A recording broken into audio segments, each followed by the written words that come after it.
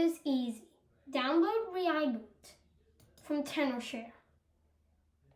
Make sure your device is plugged in and close out of this update notification unless you want to update it and waste more time. So plugging it in. Charging. Now your device will show up. What do you do since you have a problem?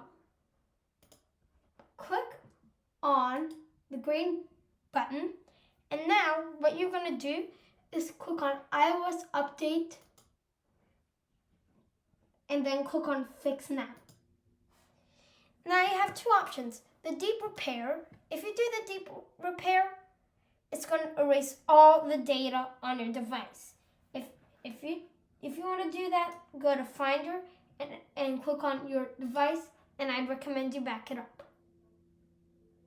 Finish backing up. Good, now then you can start the deep repair. Standard repair will try to fix it, and you will have no data loss. So we're going to start with that. Now you need to download the software, and it says iOS 15, and we're going to download that, and then we'll be back once that is done.